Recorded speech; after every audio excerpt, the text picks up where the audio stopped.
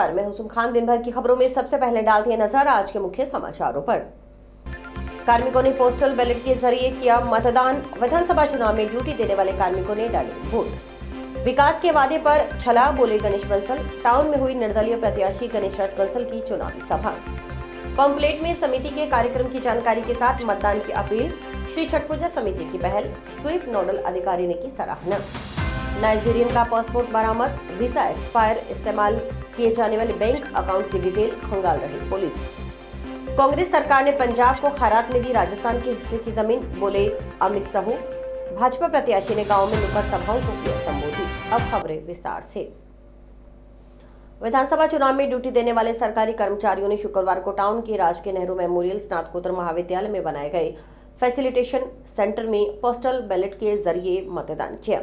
इससे पहले PO2, PO3 में ड्यूटी वाले कर्मचारियों का 14 नवंबर से चल रही ट्रेनिंग शुक्रवार को संपन्न हुई। ट्रेनिंग संपन्न होने के बाद कार्मिकों ने पोस्टल बैलेट के जरिए फैसिलिटेशन सेंटर पर मतदान किया। हनुमानगढ़ के अलावा जिले के 5 विधानसभा क्षेत्रों के कार्मिकों ने शुक्रवार को मतदान किया। नायब तहसीलदार भावना शर्मा ने बताया कि पोस्टल बैलेट सिस्टम के जरिए शुक्रवार को मतदान की प्रक्रिया हुई। उन्होंने बताया कि जिले के 5 विधानसभा क्षेत्रों के सभी कार्मिकों को पोस्टल बैलेट जारी किए गए थे। शुक्रवार को PO2 और PO3 ने मतदान किया। हर विधानसभा क्षेत्र से करीब 500 से 600 कार्मिकों ने पोस्टल बैलेट के जरिए मतदान किया। शुक्रवार को करीब 3200 मतदाताओं ने मतदान किया। गोपनीयता रखने के लिए वोटिंग कंपार्टमेंट की व्यवस्था की गई। जिस जगह मतदाताओं की संख्या अधिक थी वहां एक से अधिक 2 या 3 वोटिंग कंपार्टमेंट बनाए गए। उन्होंने बताया कि मतदान करने से वंचित रहे कार्मिक 24 नवंबर को तृतीय प्रशिक्षण और मतदान दल रवानगी के समय फैसिलिटेशन सेंटर पर मतदान कर सकेंगे। फैसिलिटेशन सेंटर है। जिन कर्मचारियों की ड्यूटी लगी है चुनाव के अंदर, PO1, PO2 के अंदर, उन सभी लोगों की ट्रेनिंग चल रही है 14 से लेकर 17 तक। और इसी ट्रेनिंग के अंदर जो है इनके वोट डाले जा रहे हैं पोस्टल बैलेट के जरिए। मतदान प्रक्रिया चल रही है। यहाँ पे लगभग 5 विधानसभाओं के वोट हैं और जो कर्मचारी अन्य अपने यहाँ कार्यरत है और अन्य विधानसभाओं के हैं, उनके वोट के लिए एक जो है अलग से व्यवस्था है कि वो जो है उनके भी पोस्टल बैलेट के जरिए वो लोग भी अपने वोट कर सकते हैं। यहाँ पे पोस्टल बैलेट सिस्टम से जो है मतदान की प्रक्रिया जो है वो हो रही है विधानसभा वार। 5 विधानसभा के जितने भी कार्मिक हैं उनको पोस्टल बैलेट जारी किया गया है और आज की तारीख में सभी PO2 और PO3 इनका मतदान करवाया जा रहा है। लगभग हर विधानसभा से 500 से लेकर के 600 के बीच में मतदाता यहाँ पे मौजूद है। टोटल 3200 मतदाता जो है वो आज यहाँ पे मतदान कर रहे हैं। सभी के लिए वोटिंग कंपार्टमेंट की व्यवस्था की गई है। जहाँ पे मतदाताओं की संख्या ज्यादा है वहाँ पे एक से अधिक 2 या 3 वोटिंग कंपार्टमेंट बनाए गए हैं जिनके अंदर पूर्ण गोपनीयता, मत की जो गोपनीयता है वो कायम रखी गई है। कई बार रह जाते हैं उनको 24 तारीख को जब तृतीय मतदान और तृतीय प्रशिक्षण और मतदान दल रवानगी है, उस दिन वहाँ पर भी फैसिलिटेशन सेंटर मिलेंगे उनको, वहाँ पे वो मतदान कर सकते हैं। प्रशिक्षण में क्या जानकारी दे रहे हैं? प्रशिक्षण में आज सिर्फ जो कोई नए दिशा निर्देश प्राप्त हुए हैं उनके बारे में जानकारी दी जा रही है। मतदाता जागरूकता के लिए जिले में स्वीप गतिविधियां आयोजित की जा रही हैं। इन्हीं स्वीप गतिविधियों के तहत 16 नवंबर से 22 नवंबर तक जिले में सतरंगी सप्ताह का आयोजन किया जा रहा है। सतरंगी सप्ताह कार्यक्रम के आयोजन का आधार रंग है। रंगों के आधार पर अलग अलग दिन अलग अलग एक्टिविटी आयोजित की जा रही है। सतरंगी सप्ताह के दूसरे दिन शुक्रवार को टाउन शहर में इंडिगो ब्लू कलर की थीम पर आधारित अंगुली पर निशान, राष्ट्र के नाम स्लोगन के साथ म्यूजिकल बैंड का आयोजन हुआ। म्यूजिकल बैंड को स्वीप नोडल अधिकारी व जिला परिषद के मुख्य कार्यकारी अधिकारी सुनीता चौधरी ने नगर परिषद कार्यालय से हरी झंडी दिखाकर रवाना किया। म्यूजिकल बैंड में शामिल स्कूली बच्चों ने बैंड वादन के साथ शहरवासियों को 25 नवंबर को निर्भय होकर आवश्यक रूप से मतदान करने का संदेश दिया। म्यूजिकल बैंड का आयोजन शहर के मुख्य मार्गों से नगर परिषद रंगमंच तक किया गया। नगर परिषद रंगमंच पर धुन के साथ सबको अपने मताधिकार का प्रयोग करने के लिए प्रेरित किया गया। स्वीप नोडल अधिकारी सुनीता चौधरी ने बताया कि सतरंगी सप्ताह के तीसरे दिन शनिवार को सर्विस वोटर तथा सरकारी सेवकों को केंद्र में रखते हुए नीले कलर की थीम पर आधारित कर्तव्य पथ पर राष्ट्रहित में स्लोगन के साथ वॉकथॉन का आयोजन किया जाएगा। रविवार को हरे रंग की थीम के साथ PWD मतदाताओं को लक्षित समूह के रूप में रखते हुए हम भी सक्षम, राष्ट्र भी सक्षम स्लोगन के साथ ट्राई साइकिल रैली का आयोजन होगा। सोमवार को यूथ वोटर को केंद्र में रखते हुए पीले रंग की थीम पर आधारित मताधिकार का प्रयोग करेंगे। वोट करेंगे, वोट करेंगे स्लोगन के साथ मोबाइल फ्लैश लाइट रैली का आयोजन किया जाएगा।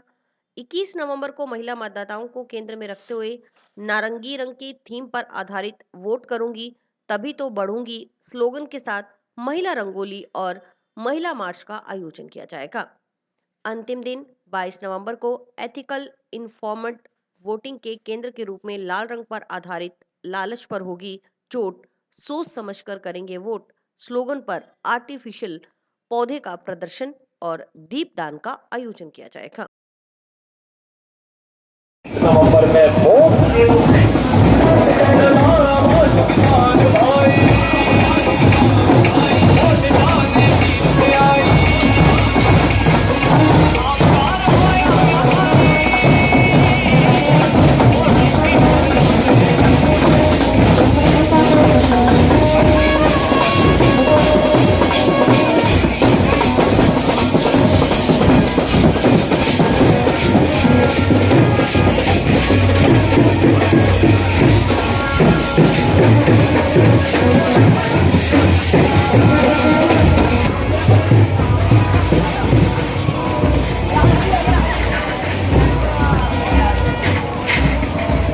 प्रोग्राम ये है, दूसरे दिन जो आज का रंग है वो है इंडिगो ब्लू और इसके उस पे है कि हम अपने यहाँ पे बैंड वादन के साथ सबको माहौल बनाएं कि अपना वोट जरूर दें और आज का नारा में होकर वोट करें और सब अपना मतदान का प्रयोग करें और इसीलिए हमने सारे जो शहर के लोग हैं उनको इनवाइट किया है, नगर परिषद में इसीलिए रखा है यहाँ से शुरुआत और ये बैंड चलते चलते सभी को प्रेरणा देते हुए लास्ट में हमारे पुराने नगर पालिका भवन यानी रंगमंच पे जाके इकट्ठा होएगा और वहाँ पे अपने जो धुन है उनसे ये प्रेरित करेगा कि ये सबको अपने मत का उपयोग करना है और मताधिकार का सही मत देकर सरकार में अपने भागीदारी को निभाना है।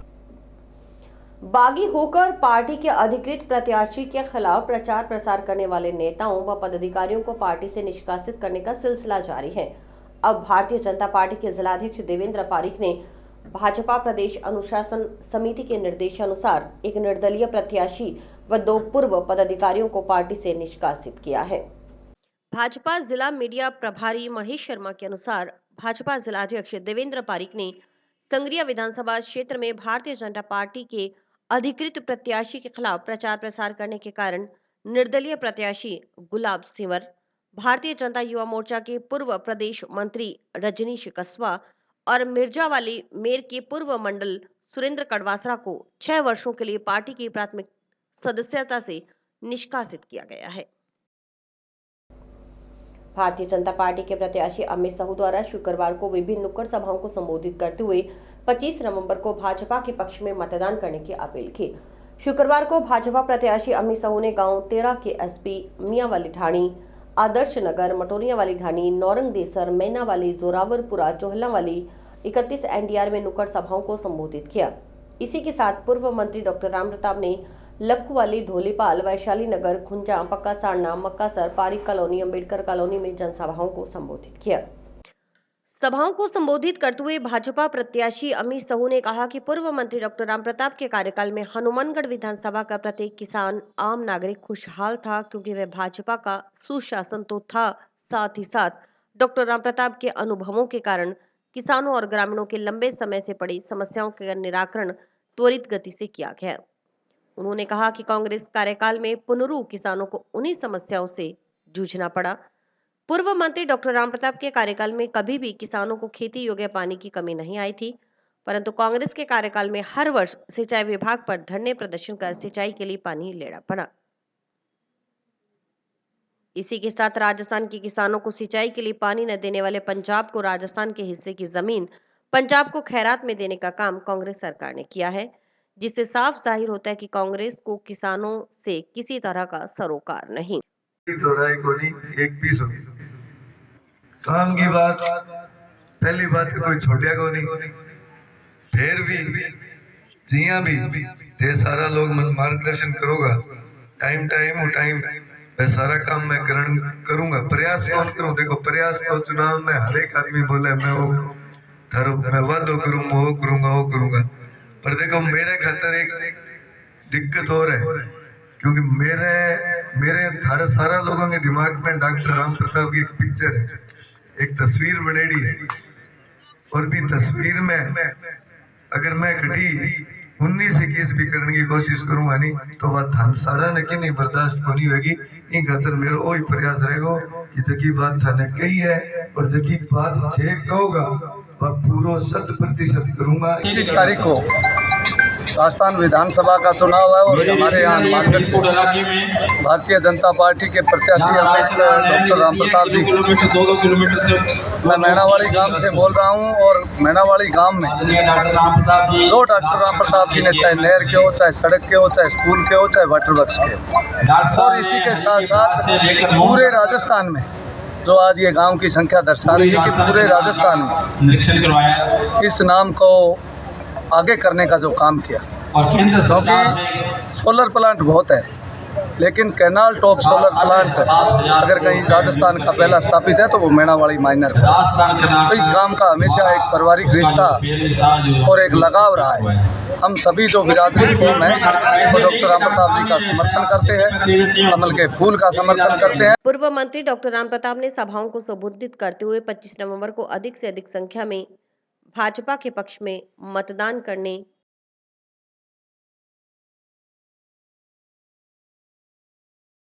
तो आप मेरे ज्यादा नजदीक हो, मेरा डोर जानते हो तो आप विश्वास करें। बाकी आदमी सोचते हैं झूठ बोल रहा है, ऐसी घोषणाएं ऐसी बातें चलती रहती। लेकिन मंजूर कराने के बाद में काम शुरू हो गया, खुर्जा साइड में पाइपलाइन बदलनी शुरू हो गई। और आप अगर अबोर वाली सड़क से खुर्जा साइड में आओगे बाईपास में, तो उसके साथ में बड़े बड़े डिब्बे बने हैं कच्चे। पीएचईडी की स्कीम में वो डिग्गियां बन गई, कच्ची बन गई। अब उसके बाद में वो काम बंद हो गया और बंद ही पड़ा। अब मैं आपसे जानकारी चाहता हूं, मंजूर कराना मुश्किल, बहुत मुश्किल। तो इतनी बड़ी रकम है, वो मंजूर कराने के लिए बहुत ज्यादा परेशान होना पड़ता है। पर मंजूर हुआ, टेंडर हो गए, वर्क ऑर्डर हो गए, काम शुरू हो गया। चालू काम है वो रुकवा दिया, तो ऐसे विधायक का देकर के अपने करेंगे क्या? विधायक का काम कोई रसगुल्ले खाने का नहीं है। ये हमारे वार्ड नंबर 17 के अंदर भाजपा प्रत्याशी अमित शाह जी के समर्थन में माननीय डॉक्टर राम प्रताप जी जनसंपर्क करेंगे और सभा करेंगे।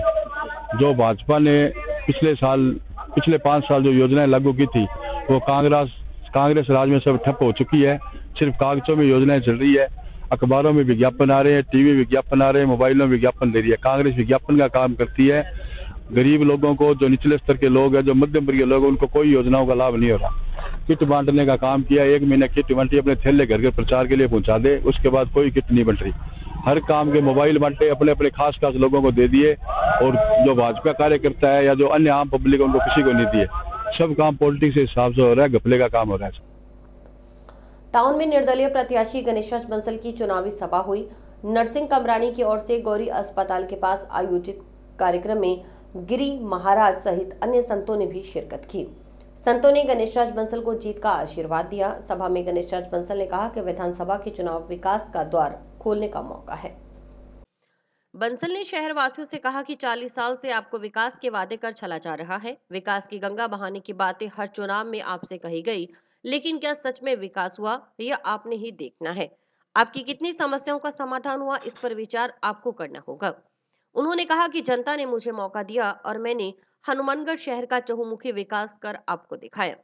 अगर विधानसभा चुनाव में आपका समर्थन मिला तो जनता शहरी व ग्रामीण क्षेत्र का विकास अपनी आंखों से देखेगी। बंसल ने कहा कि हनुमानगढ़ में भाजपा और कांग्रेस 2 परिवारों में सीमित होकर रह गई है, जिसमें हनुमानगढ़ की राजनीति सिमट गई है। इन परिवारों ने व्यवस्था ऐसी बना दी कि कोई भी काम सीधे नहीं होता। कार्यक्रम में गणेशराज बंसल को सेबों से तोला गया।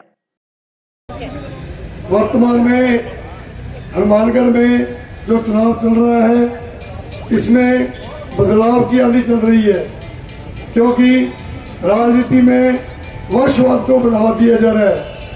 इस कारण से हनुमानगढ़ की जनता, पूरे हनुमानगढ़ विधानसभा की जनता इस बात से दुखी है कि विकास के नाम की कोई चीज कोई चिड़िया हनुमानगढ़ में नहीं है, जबकि वंशवाद को बढ़ावा दिया जा रहा है।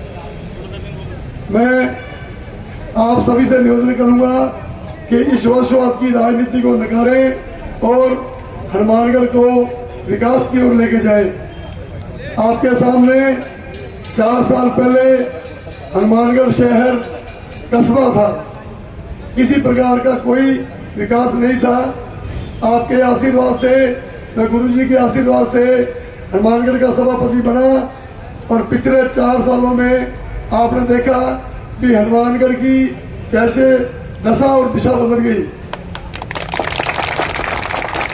आज हनुमानगढ़ में जो भी बाहर से आता है तो वो अचंभित रह जाता है कि साहब ये वही हनुमानगढ़ है क्या।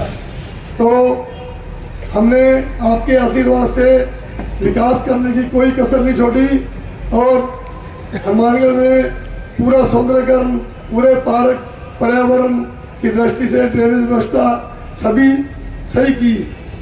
तो मैं आपसे निवेदन करता हूं कि वर्तमान में जो चुनाव है वो विकास बनाम वंशवाद चल रहा है। अब आप वंशवाद को चुने, पीछे जो आपने गलतियां की है वो गलतियां दोबारा नहीं दोहराएं।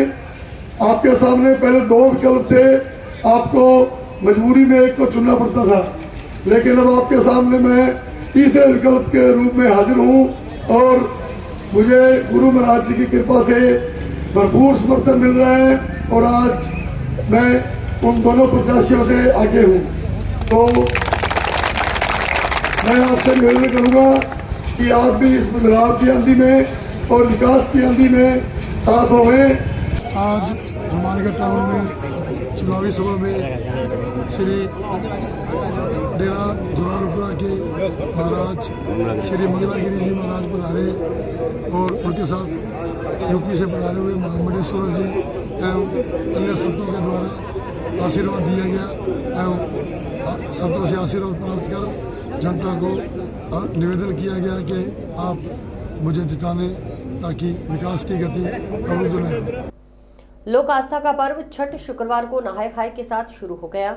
दूसरी तरफ श्री छठ पूजा समिति ने अनूठी पहल करते हुए छठ पर्व के उपलक्ष्य में 4 दिन आयोजित होने वाले कार्यक्रमों के संबंध में छपवाए गए पंफलेट के जरिए 25 नवंबर को निर्भय होकर मतदान करने की अपील भी की। शुक्रवार को जिला परिषद कार्यालय प्रांगण में स्वीप नोडल अधिकारी व जिला परिषद की मुख्य कार्यकारी अधिकारी सुनीता चौधरी सहित अन्य अधिकारियों व समिति पदाधिकारियों ने इस पंफलेट का विमोचन किया।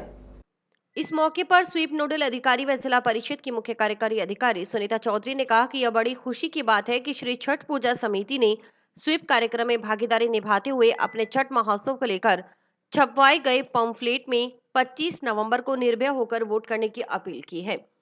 उनकी भी पूर्वांचल वासियों से अपील है कि पंजीकृत मतदाता 25 नवंबर को अपने मताधिकार का प्रयोग कर राजस्थान की सरकार बनाने में अपनी भागीदारी सुनिश्चित करें।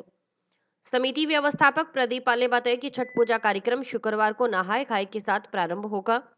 छठ पूजा महोत्सव के तहत 18 नवंबर को खरना, 19 नवंबर को डूबते सूर्य को अर्घ और 20 नवंबर की सुबह उगते हुए सूर्य को अर्घ देने के साथ छठ पूजा का समापन होगा। 19 नवंबर को शाम 5:15 बजे शिव तांडव का कार्यक्रम होगा। रात्रि जागरण होगा। जागरण में पवन राजा बिहार, लक्ष्मण मेहरा पीलीपंगा, सुनीता राजस्थानी गोलूवाला भजनों का गुणगान करेंगे। करण सांवरिया हनुमानगढ़ की ओर से झांकियां दिखाई जाएगी। कार्यक्रम का आयोजन जंक्शन में सूरतगढ़ रोड ITA कॉलोनी के पास चुंगी नंबर 8 2 के अंचे पंचायत में होगा। आज ये बड़ी खुशी की बात है कि यहाँ पे जो श्री छठ पूजा समिति है उसने हमारे जो स्वीप प्रोग्राम है उसमें भागीदारी निभाई है और उन्होंने अपने प्रोग्राम के साथ साथ ये पैम्फलेट छपाया है जिसमें 25 नवंबर को निर्भय होकर वोट करने की अपील की है।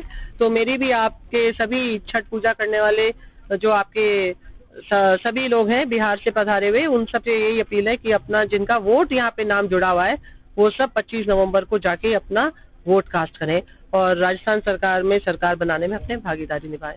छठ पूजा का पर्व आज से शुरू हो गया है।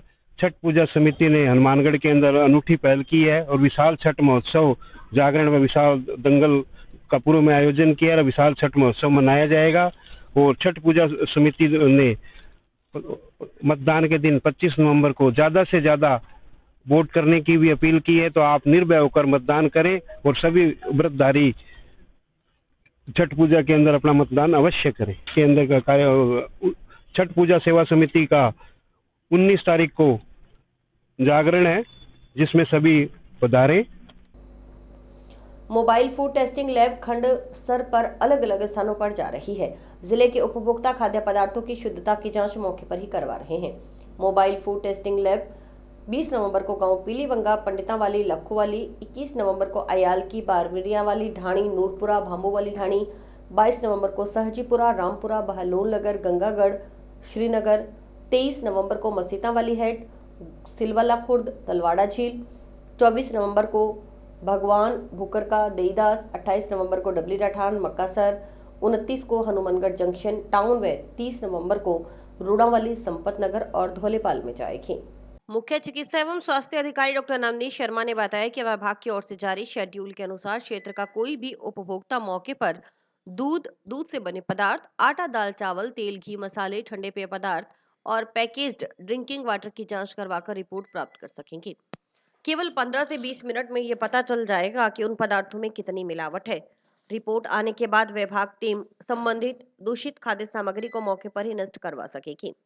ये मोबाइल वैन मिलावटी पदार्थों की जांच के साथ साथ उपभोक्ताओं और व्यापारियों को मिलावट को लेकर जागरूक भी करेगी। मोबाइल फूड टेस्टिंग लैब में milk analyser, hot air oven, hot plate, mixer grinder, digital weighing scale, digital multi parameter, hand held meter, digital refractometer आदि उपकरण मौजूद हैं। खाद्य सुरक्षा अधिकारियों की ओर से दूध में फैट की मात्रा, मिलावट वाले स्टार्च, यूरिया, पानी में जीएच, टीडीएस, कनेक्टिविटी जैसे रसायनों की जांच मौके पर ही की जा सकेगी। सुरक्षा के संबंध में जनता को व्यापक स्तर पर जागरूक करने के लिए एलईडी रिपोर्ट देने के लिए प्रिंटर व डेटा के लिए कंप्यूटर उपलब्ध रहेगा। सीएमएचओ डॉक्टर शर्मा ने बताया कि जिले में अगर कहीं पर मिलावटी खाद्य पदार्थ तैयार और उसका बेचान किया जाता है तो उसकी सूचना 01552 261 190 पर दी जा सकती है। करीब 1.5 करोड़ रुपए कीमत की हेरोइन बरामदगी के मामले में पीसी रिमांड पर चल रहे नाइजीरियन सहित दोनों आरोपियों को टाउन पुलिस ने शनिवार को कोर्ट में पेश करेगी। अभी तक की पूछताछ में नाइजीरियन पाब्लो उर्फ पीटर पुत्र जॉन निवासी लोगास सिटी नाइजीरिया और हाल ही में किराएदार दिल्ली व मुख्य आरोपी बाबू खान निवासी वार्ड नंबर 39 प्रेमनगर ने कई अहम खुलासे पुलिस के सामने किए हैं। टाउन पुलिस थाना प्रभारी वेदपाल शिवराण ने बताया कि नाइजीरियन पब्लो उर्फ पीटर मुख्य आरोपी बाबू खान का पीसी रिमांड शनिवार को पूरा हो रहा है। नाइजीरियन पाब्लो उर्फ पीटर का पासपोर्ट प्राप्त कर लिया है, लेकिन वीजा नहीं मिला। वीजा एक्सपायर हो चुका है। पुलिस अधीक्षक के जरिए इसकी सूचना नाइजीरियन दूतावास को भिजवाई गई है।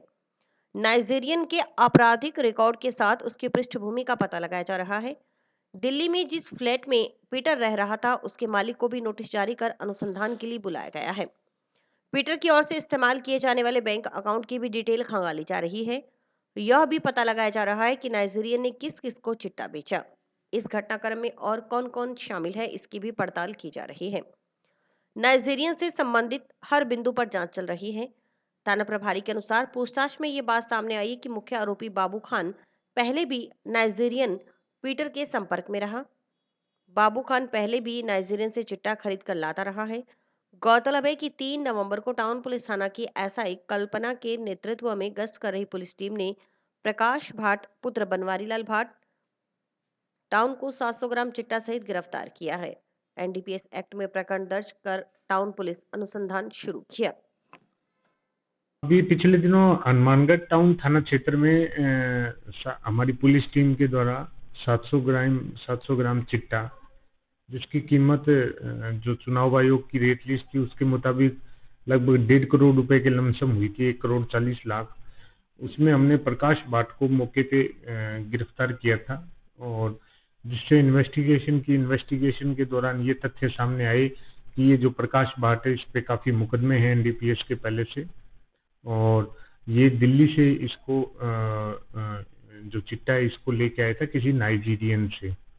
इसके पश्चात हमारे द्वारा तकनीकी विश्लेषण और दिल्ली पुलिस की सहायता से हमारे एसपी साहब के निर्देशन में हम नाइजीरियन को जो उनकी कॉलोनी है जहाँ ये काफ़ी संख्या में रहते हैं वहाँ से हमने नाइजीरियन को हमने दस्तयाब करने में हमें सफलता मिली थी, जिसका हम 2 बार पीसी रिमांड हमने प्राप्त किया, जिसका कल पीसी रिमांड पूरा हो रहा है। और इसके अलावा जो प्रकाश भाट है, इसके साथ में इस घटनाक्रम में जो शामिल था अन्य बाबू खां, जिस पर एनडीपीएस के मुकदमे हैं, उसको भी गिरफ्तार किया गया था। जो भी पीसी चल रहा है उसे भी कल कोर्ट में पेश किया जाएगा। जो नाइजीरियन है, इन्वेस्टिगेशन में हमने इसका पासपोर्ट प्राप्त कर लिया है, जो पहले इसकी लैंग्वेज प्रॉब्लम और ये इन्वेस्टिगेशन में सहयोग भी नहीं कर रहा था, लेकिन अब हमें इसका पासपोर्ट हमने ले लिया है, जिसके लिए हमने इसके नाइजीरियन जो दूतावास है उसको जो मार्फत एसपी साहब के हमने सूचना भी भिजवाई है, इसका क्रिमिनल रिकॉर्ड और क्या इसका है, इसकी क्या पृष्ठभूमि है इसके लिए हम दूतावास को हमने पत्र जारी किया है। कुछ बिंदुओं पे हमने सूचना भी मांगी है कि ये पहले इंडिया कितनी बार आया है और इसका वीज़ा अभी तक हमें नहीं मिला है, शायद वीज़ा एक्सपायर है इसका, तो उसके लिए हमने फॉरेनर एक्ट भी लगाकर पत्रावली में लगाए। जिला मुख्यालय स्थित पीएम श्री केंद्रीय विद्यालय हनुमानगढ़ में 2 दिवसीय हेल्थ चेकअप कैंप का आयोजन शुक्रवार को हुआ। कैंप में राजकीय जिला अस्पताल के ईएनटी डॉक्टर दिलीप यादव, नेत्र रोग विशेषज्ञ डॉक्टर केएल किलानिया, चर्म रोग विशेषज्ञ डॉक्टर सुभाष बिश्नोई, बाल रोग विशेषज्ञ डॉक्टर सुमेश खिचड़ ने मेडिकल टीम ने बाल वाटिका से लेकर कक्षा 5वीं तक के छात्र छात्राओं का संपूर्ण हेल्थ चेकअप किया। इसके साथ ही मेडिकल कार्ड के जरिए अभिभावकों तक आवश्यक सलाह पहुंचाई गई, ताकि जरूरत पड़ने पर अभिभावक अपने बच्चे का इलाज करवा सकें। हेल्थ चेकअप में तकरीबन सभी बच्चे स्वस्थ पाए गए। कुछ बच्चों में खांसी जुकाम की शिकायत पाई गई, कई बच्चों में खून की कमी भी पाई गई, उन्हें खान पान संबंधी सलाह दी गई। कुछ बच्चों में पर्यावरण प्रदूषण की वजह से एलर्जी की संभावना के चलते उन्हें मास्क लगाकर रखने की सलाह दी गई। प्राचार्य रामचंद्र देहड़ू के अनुसार केंद्रीय विद्यालय संगठन नियमानुसार सभी बच्चों का हेल्थ चेकअप करवाया जाना जरूरी है।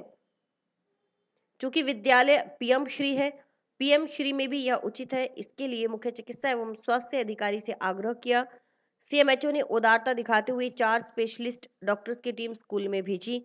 शिविर शनिवार को भी जारी रहेगा। दूसरे दिन कक्षा 6 से 12वीं तक व अनुपस्थित रहे बच्चों की स्वास्थ्य की जांच की जाएगी। जिनका चेकअप हो रहा है, लगभग बच्चे स्वस्थ हैं। कुछ बच्चों के मौसम को देखते हुए थोड़ा बहुत खांसी जुकाम है, उनको उस हिसाब से एडवाइस किया जा रहा है।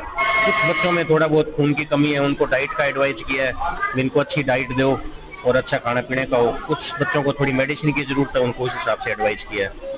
हाँ, पोल्यूशन की वजह से कुछ बच्चों में एलर्जी का चांस बढ़ रहा है, अभी उनको उस हिसाब से बताया, अभी थोड़ा मास्क लगाओ और एलर्जी की दवाई भी बताई गई है कुछ बच्चों। आज पीएम श्री केंद्रीय विद्यालय हनुमानगढ़ के अंदर मेडिकल चेकअप हो रहा है बच्चों का। इसमें बाल वाटिका से लेकर क्लास 12 तक सभी बच्चों का मेडिकल चेकअप आज 17 और कल 18 को होगा, जिसमें हमारे गवर्नमेंट हॉस्पिटल के doctor Dilip Yadav ENT, doctor K L Kilania eye specialist है, doctor Subhash Bishnoi skin specialist है और doctor Sumesh Khichar child specialist.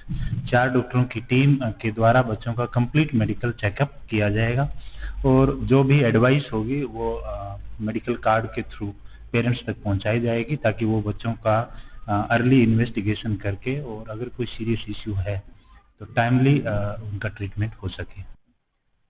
केंद्रीय विद्यालय संगठन के नियमानुसार सभी बच्चों का मेडिकल चेकअप करवाना होता है और अब क्योंकि विद्यालय पीएम श्री है तो पीएम श्री में भी ये एडवाइजेबल है। इसके लिए हमने सीएमएचओ साहब से रिक्वेस्ट किया और उन्होंने उदारता दिखाते हुए 4 स्पेशलिस्ट डॉक्टर्स की टीम स्कूल में भेजा है। और इसी के साथ समाचार समाप्त हुए। रोजाना देखते रहिए समाचार। नमस्कार।